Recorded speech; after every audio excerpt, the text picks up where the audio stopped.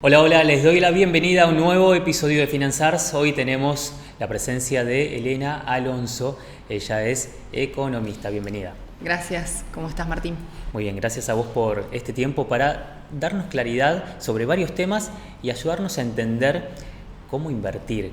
¿Qué quiere decir invertir? ¿Cuán incorporado tenemos ese término los argentinos? Y yo creo que en los últimos años hemos empezado a tener más conciencia, ¿no?, de que la plata no podía estar frenada en la cuenta del banco, y con la existencia de las billeteras virtuales también generó mucho incentivo y mucha facilidad, ¿no? La tecnología nos ayuda a que las personas también entiendan que a veces no saben que poniendo la plata en una billetera virtual y poniendo ese botoncito invertir, están invirtiendo en el mercado de capitales y no es solamente una operación en esa aplicación. La compra de dólares también, dólar MEP, en su momento fue con las LEVAX, ¿no? Cuando en el 2016 muchos clientes empezaron a acercarse porque pagaban mucho más que el plazo fijo. Entonces fue un momento para que muchas personas entren, y después, bueno, el boom de las billeteras virtuales, la tecnología, creo que fue otro paso importante donde se abrieron muchísimas cuentas de inversiones, y que no es una posibilidad saber, o sea, ya es una necesidad saber de inversiones y de finanzas para todas las personas. Incluso cuando yo hablo de eso, tengo un rango etario muy amplio, ¿no? Personas jóvenes y personas de 70 años que quieren aprender a invertir, y eso es re lindo porque es muy trazable para todas las edades, y hay instrumentos que se adaptan para cada uno de ellos. Entonces, hay muchísimo trabajo por hacer. Me encanta a mí hacer docencia y educación financiera en este sentido. Si bien yo siempre me aboqué a la parte de inversiones y a la parte corporativa como asesora, empecé a entender también que si uno no puede ordenarse en sus finanzas personales, después no puede invertir, o si hace una inversión y tiene muchas deudas, esas inversiones no tienen sentido. Claro. Entonces, primero a las bases. Entonces es súper importante hablar, si bien falta un montón para hacer, pero creo que ha ido evolucionando en Argentina y en el mundo esto. Vamos a esas bases, las finanzas personales. ¿Qué es lo que sí o sí hay que entender de las finanzas personales cuando hablamos de ingresos y egresos? Bueno, básicamente esto, conocer qué montos son mis ingresos, ¿no? Si tengo un trabajo en relación de dependencia es súper fácil, pero si yo tengo un negocio donde no sé ni lo que gano, bueno, establecerme un sueldo sería como el primer paso. Aunque sea mi propio negocio, eso es lo que más les cuesta a las empresas, incluso cuando tenés 2 o 3 socios. Hoy publicaba un video de eso, es decir, tenés un sueldo asignado en tu emprendimiento, en tu empresa. Está bueno eso. Como porque te ayuda a ordenarte en tus finanzas y también te hace ver si el negocio lo puede pagar al trabajo que vos le pones, ¿no? Ese costo de oportunidad también que uno tiene. Y cuánto gasto y cómo gasto y para qué lo gasto. Entonces tengo una frase que incluso hice unos stickers una vez, que si no lo necesitas es caro. Entonces, cuando gastás realmente es porque lo querés, porque lo necesitas, porque aunque esté barato, si no lo necesitas es caro. Y ahora más que empiezan las cuotas sin interés, decir, bueno, son 10.000 pesos, 20.000 pesos, bueno, ¿para qué? Entonces, eso es bien claro. Y si por ahí si sos desordenado o no te gusta anotar todos los gastos, a mí no me gusta anotar cada una de las cosas que gasto en el día, ¿no? Sí. Hay aplicaciones para hacerlo, pero me estresa hacerlo. Prefiero ir, digamos, en el sentido contrario, decir, bueno, esto es lo que voy a ahorrar, el resto es lo que voy a gastar, ¿no? Bien. Una vez que ya sé cuáles son mis gastos fijos. Entonces, dentro de esa torta, perdón Elena que te interrumpa, en general uno habla de gastos fijos, gastos variables y la porción de ahorro. Pero dentro de esa porción de ahorro, ¿cuál es el porcentaje que se designa o se le asigna en realidad a una inversión?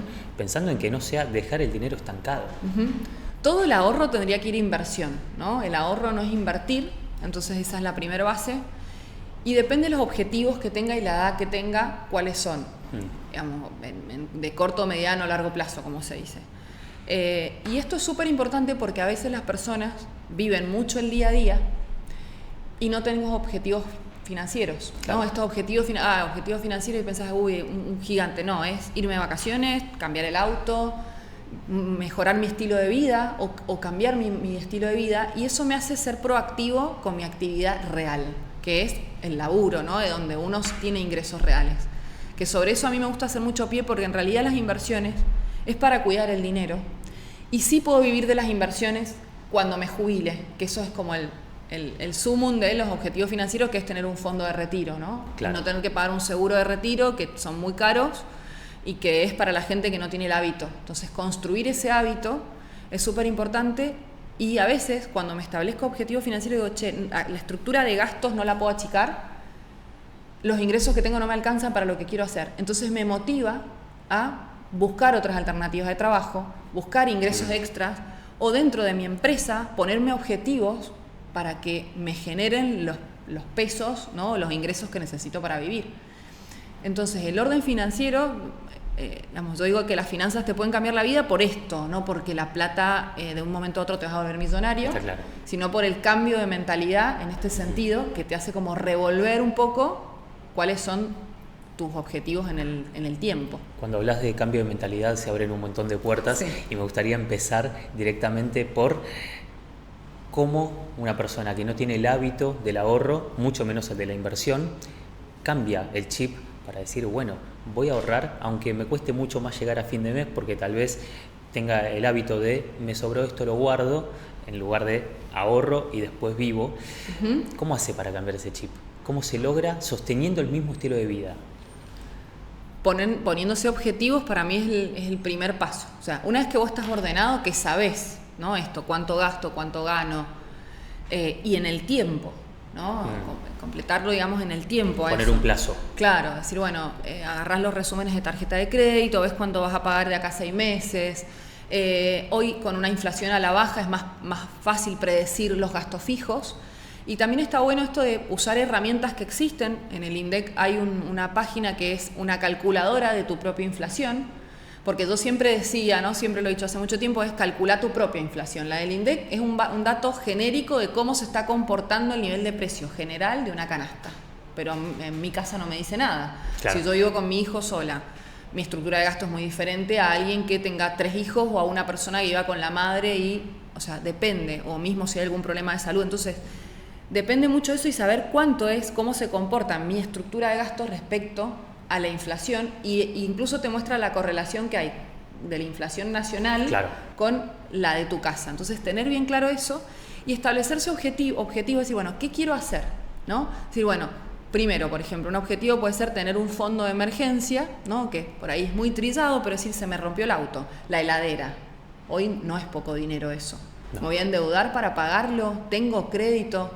Mucha gente no tiene tarjetas de crédito para no caer en errores financieros. Es una estrategia buena de cobertura, pero terminas perdiéndote un montón de oportunidades. Exacto, también. Exacto. Y pensando en otra puerta que se había abierto antes, pienso en la educación financiera, porque va de la mano con todo esto que estás enumerando y todo lo que venís contando.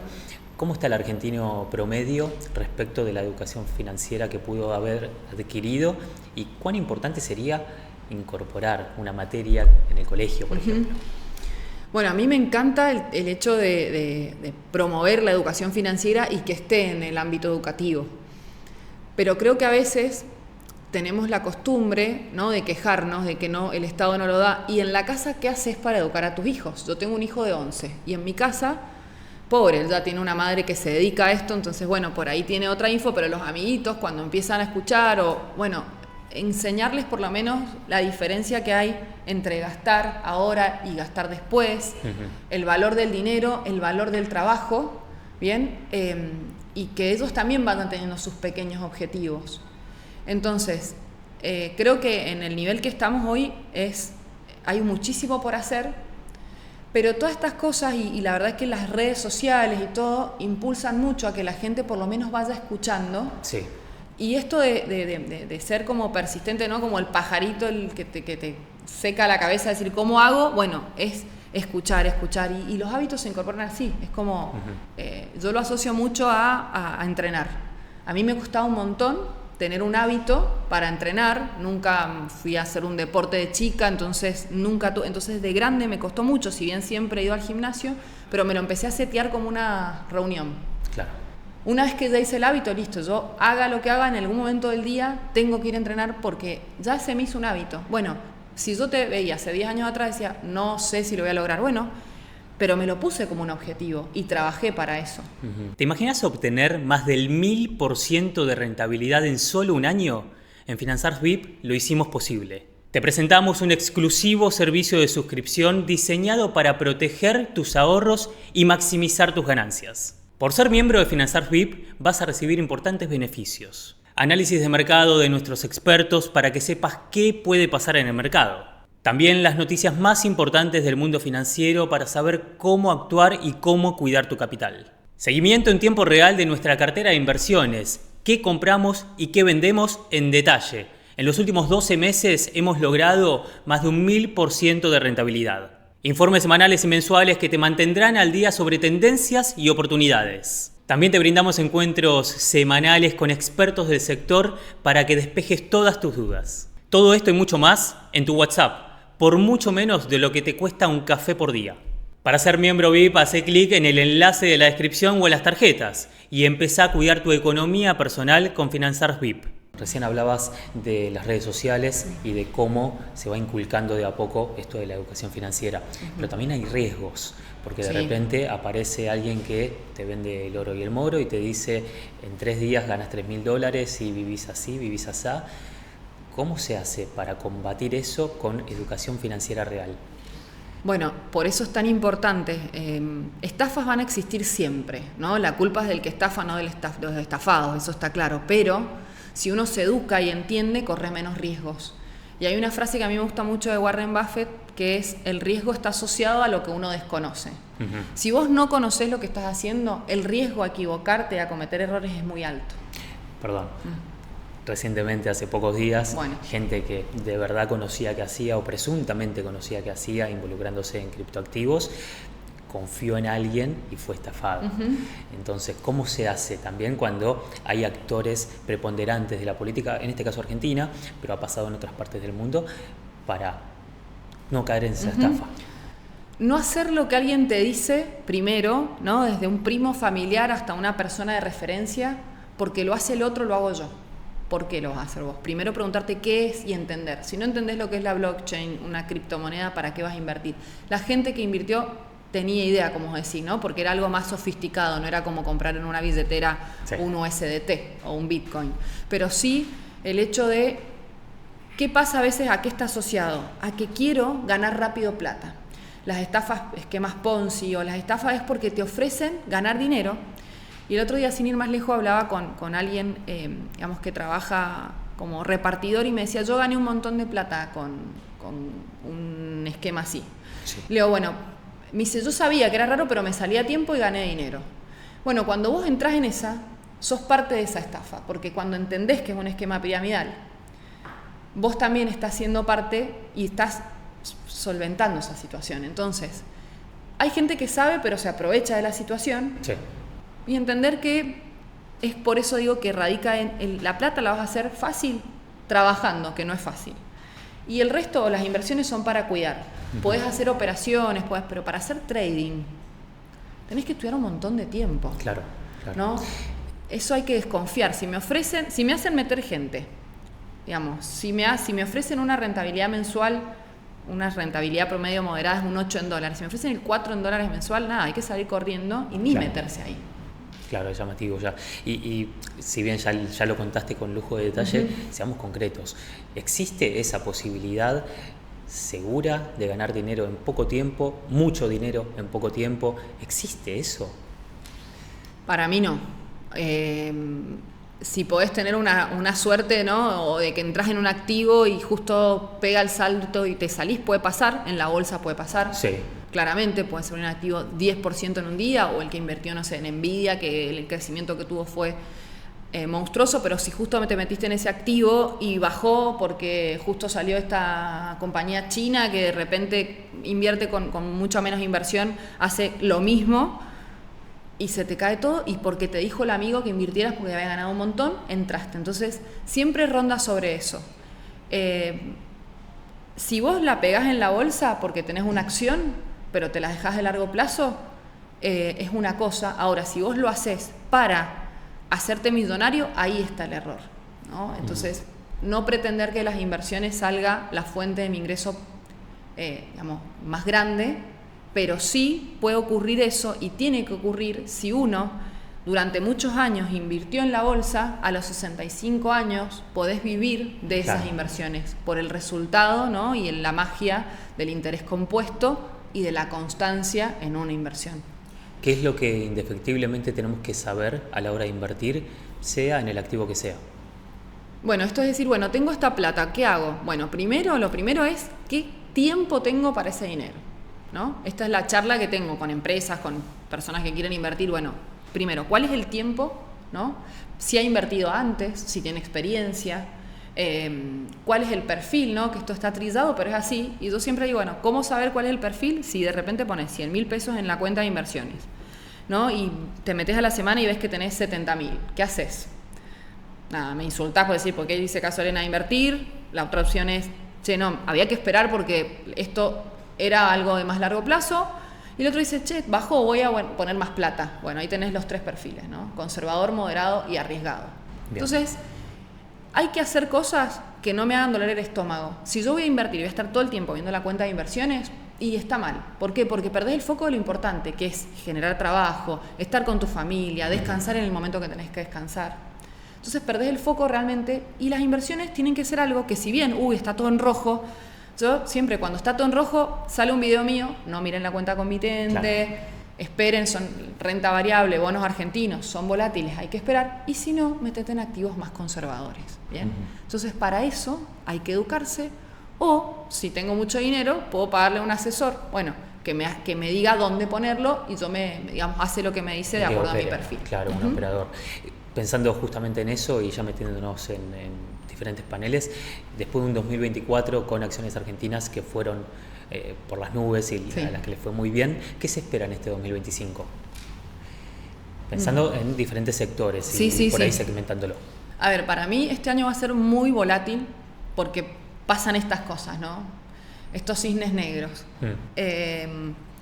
donde en su momento fue la guerra Ucrania-Rusia, que nadie la vio y en los mercados se desplomó. Tenemos un nuevo presidente en Estados Unidos, un año electoral en Argentina, el mundo convulsionado, países como Brasil devaluando y con una proyección de crecimiento grande, pero donde el mercado, por una noticia, por un arancel que pone Trump a diferentes países, por el mercado emergente que si uno le va mal nos pega de cola a Argentina, va a ser volátil.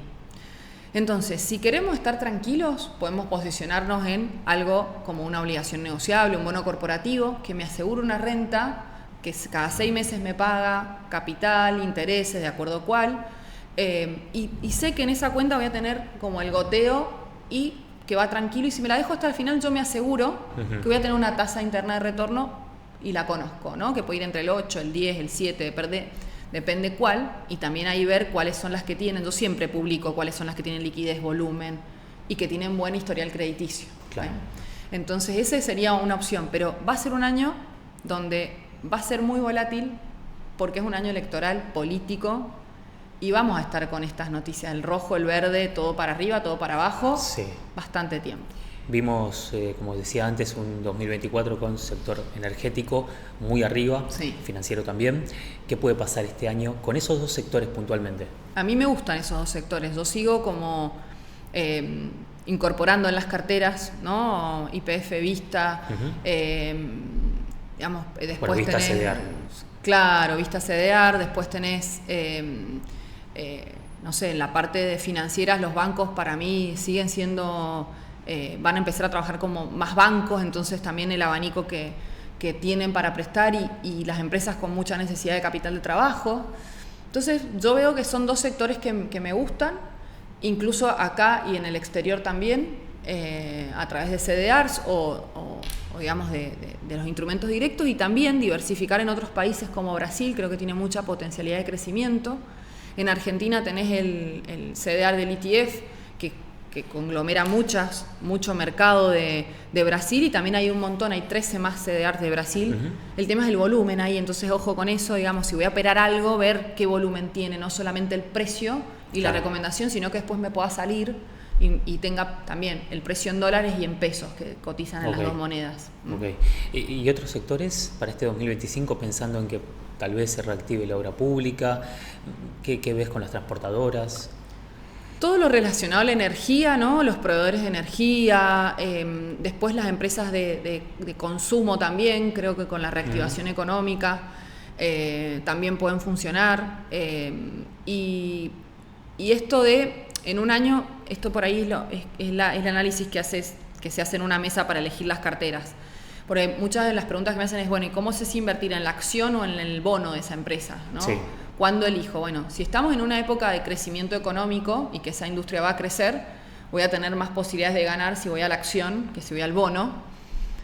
Pero si estamos en un año también volátil, donde no sé si va a estar afectado o alguna política o alguna retención o aranceles de Estados Unidos puede afectar a esa industria, me voy al bono, que sé que la empresa siempre va a honrar la deuda y no voy a depender del crecimiento. Entonces, hacer un mix, ¿no? Una cartera balanceada entre estas dos cosas de los sectores que me gustan, para mí es una buena estrategia.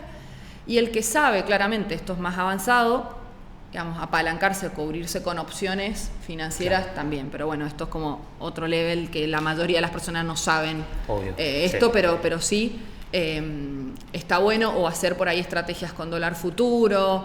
Bueno, hay varias cositas que se pueden ir armando en carteras, pero básicamente es conocer qué quiero y pensar un poco las cosas, porque cuando yo voy a una reunión que me dicen, no, yo no tengo idea de esto, vos sos la que sabés, y cuando empiezo a hablar, no, vos sabés que yo pienso esto, o sea, también escucharse, porque la persona que se dedica, no sé, clientes míos que se dedican a la parte vitivinícola o la parte industrial, ellos tienen una mirada por el sector donde yo también me enriquezco y me nutro, no solamente de las pantallas, ¿no? De la economía real, de lo que le pasa al empresario, de los riesgos que ven. Entonces, cuando voy a hacer algo, preguntarme por qué lo estoy haciendo, y esto corre para toda la vida, ¿no? Ya cuando yo soy 41 ya, y ya cuando te pones más grande, empezás a poner más en valor los deseos que vos tenés, y también entendiendo esos plazos que uno tiene para cumplirlos. Cuando hablabas de esto, del cisne negro, también de lo que se pueda venir en este 2025 un tanto volátil, hay un montón de factores, como por ejemplo la reunión próxima de Javier Milei con Georgieva, un posible desembolso del FMI o tal vez una reestructuración de deuda. Bueno, ¿cómo todo esto puede afectar a la Argentina y cuál sería el mejor escenario para la Argentina?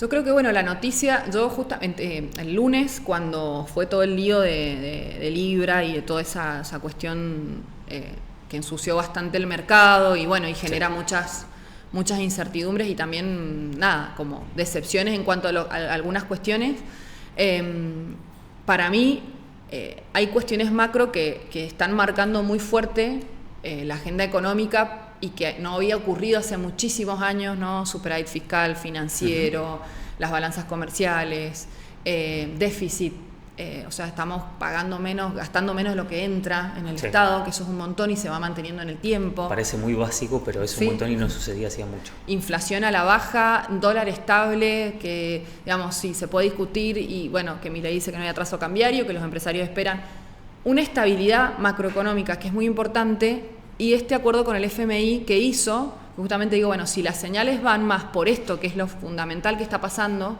más allá de la parte reputacional de la política, va a generar más peso. Entonces el foco, para mí, tiene que seguir por ahí, ¿no? En hacer las cosas bien y evitar hacer cosas que ensucian y no suman en nada. Entonces, todas las fundamentales le están dando para que realmente la economía crezca, que vayamos de manera sostenible, y que creo que al haber un stock de pesos constantes, al erradicar la emisión monetaria como base de financiamiento para el aparato del Estado, ya eso es algo que siempre nos quejábamos en todas las mesas, en todos los asados, de que paren la maquinita. Bueno, se ha hecho, y creo que eso es un logro muy importante, sin, digamos, sin tener un sombrero político en esto, pero son datos concretos donde uno puede prever que irrefutables. Claro. Ahora bien, después de lo que pasó con Libra, después de la investigación que presuntamente se iniciaría por parte del FBI y diferentes estudios jurídicos de Nueva York, ¿podría verse alterada la relación Argentina-Estados Unidos, sobre todo cuando se trata de una negociación inminente con el Fondo Monetario? Yo creo que hay que esperar qué pasa hoy. Hay internas que uno finalmente no las conoce, y no me gusta hacer mucha futurología de esto, pero yo creo que ya estaban hablando bastante y el el FMI, que es el que va a prestar, va a ver si se puede pagar, básicamente. Sí, ¿no? claro. Entonces, si vamos por ese camino macro que está bien, donde, bueno, Caputo dijo que no hay pedido de devaluación y que podría generar, ¿por qué? Pues si hay devaluación, hay inflación, volvemos a volver a entrar en ese círculo. Creo que el impacto positivo de las empresas no tiene que venir por ese lado, sino por una mejora en las condiciones impositivas, laborales, incentivos por este lado que les bajen el costo operativo y también mejorar la eficiencia dentro de las empresas.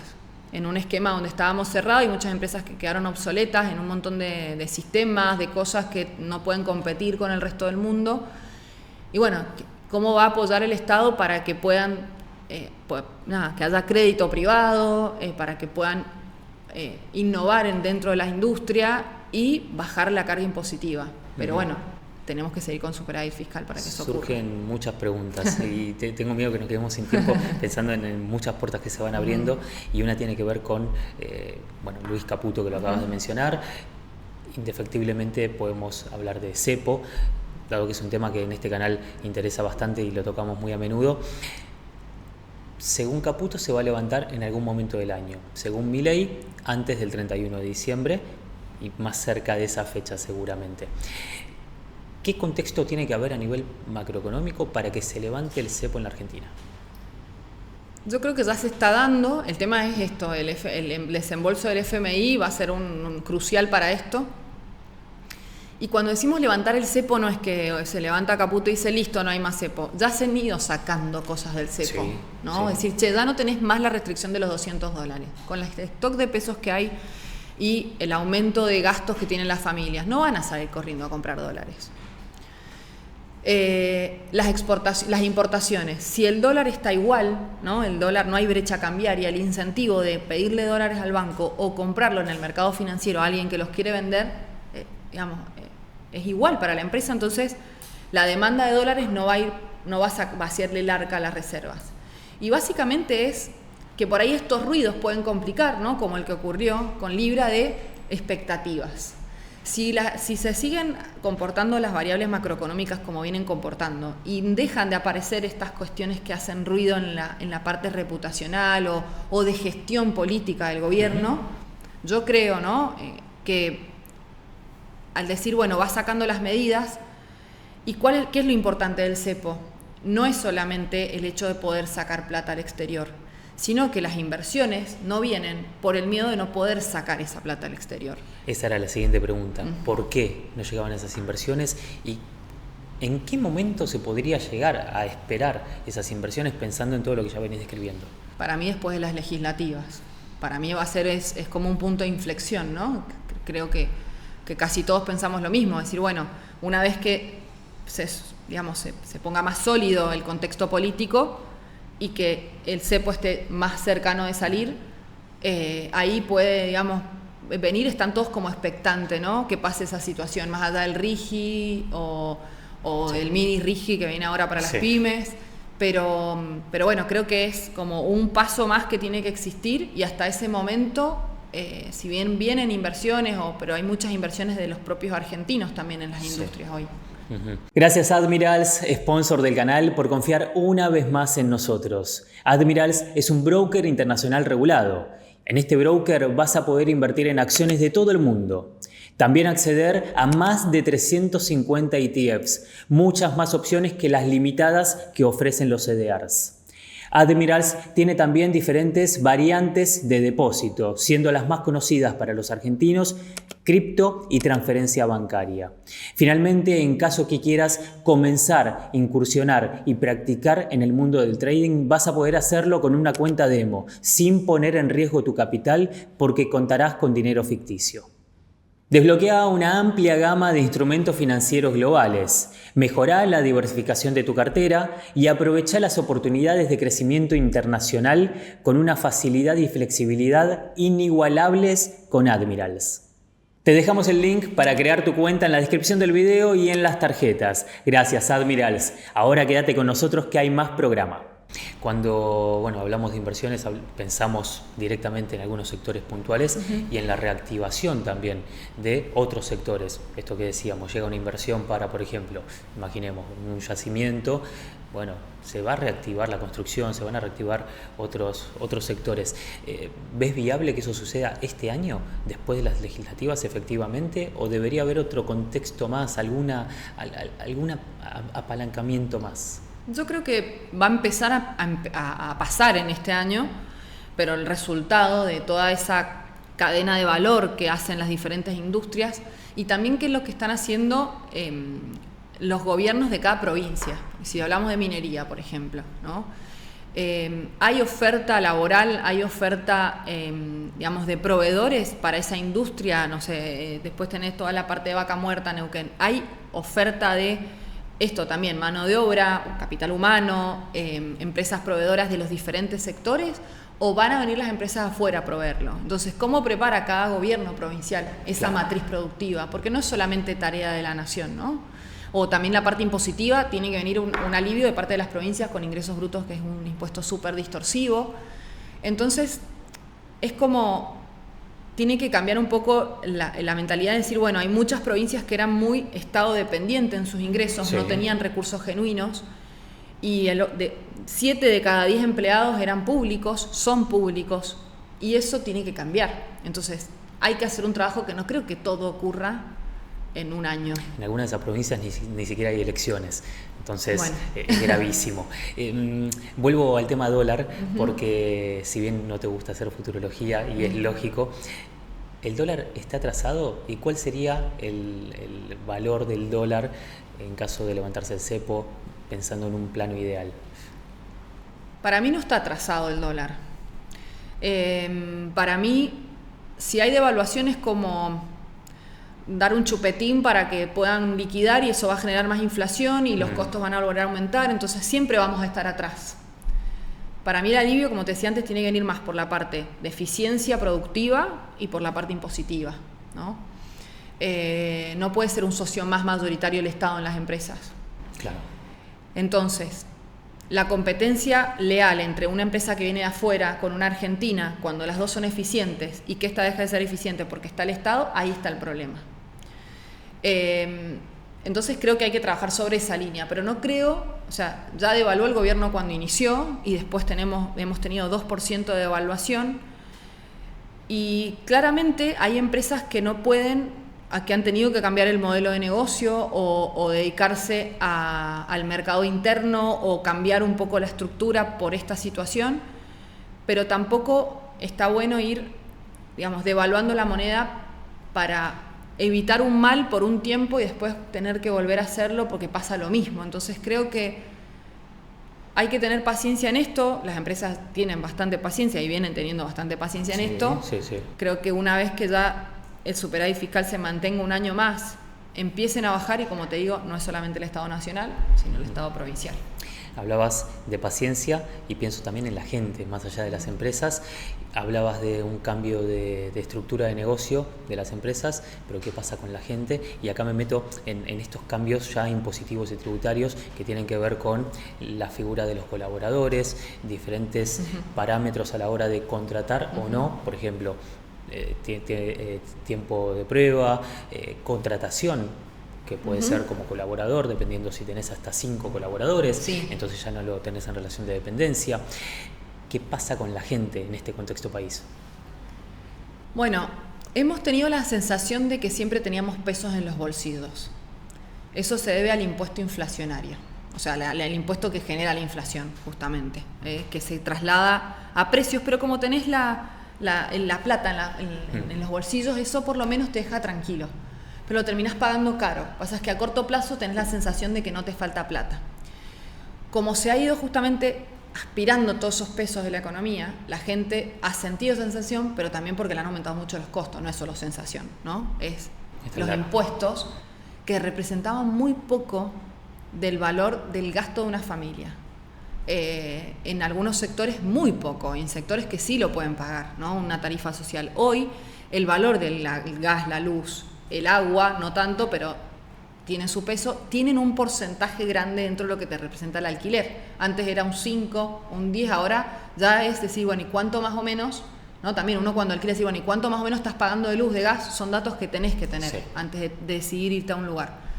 Entonces, esa sensación creo que en la medida que la inflación vaya bajando y que pueda predecir hacia adelante, y también los sueldos se han ido recuperando más que la inflación, en algunos sectores más que otros, y que se vaya formalizando la economía.